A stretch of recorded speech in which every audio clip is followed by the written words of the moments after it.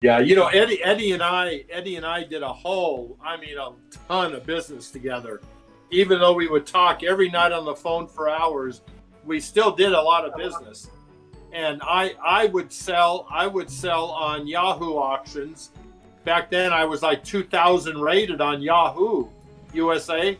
Before it ended, and Eddie would sell on eBay, and things that weren't selling for me or him, we'd go together on, and we'd list for each other. And oh man, we just did so many things like that, and all of it remotely.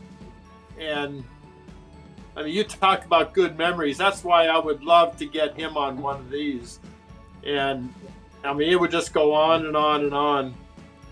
Nick, was it you that told the story where one time you had like done a pretty decent like grade of return from PSA and you listed all your cards, and then eBirdman messaged you on eBay and was like, you need to chill the fuck out with grading all these cards. You're about to destroy like what I've been working on. That's Eddie. Is that a true story or what? Yeah, that was one of my first grading returns. I remember I opened one of the 2-player starter deck display cases. Sent all the Machamps in to be graded, and then when they came back from grading, because back then eBay was so small, the only people with graded cards were Gary and Ed. So I went to go list them on eBay. I don't know much at all about Pokemon selling or anything like this at this point. So I see that Ed is selling the Machamp for, say, I don't know the pricing, say $50. And I was like, oh, sweet, my cost on this card's like $10. I can undercut him wicked and still do well. So I priced mine at like 25, say, and within a couple hours of me listing that, I got a message from him, and he was fuming about how I undercut him so much, and how Gary and him were trying to build up the graded market, because back then there was no graded market. Everything was binders. You would type in PSA Pokemon, and there'd be 20 results, and they'd all be all Eddie's and mine.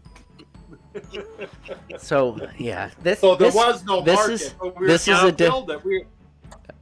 is a different conversation. This is when you barely have to hit next. Yeah. And no, I remember being able to type in Pokemon, sort highest to lowest, and basically scroll all the way down to like $100. Right. Yeah, this is a different story of like, this is, it's a good conversation, because it's like, what's market manipulation versus what's not, and then what is building a market too. And it's a very fine line of market manipulation versus building a market, because when you're growing something out of nothing, it's going to look like market manipulation, but it's a different time, right? Like it's so hard to equate for people that weren't part of it, and I was not part of it. So even for me, it's hard to like articulate how that is. But from the outside looking in, it's history, though, and I think history needs to be remembered, and that's the most important thing.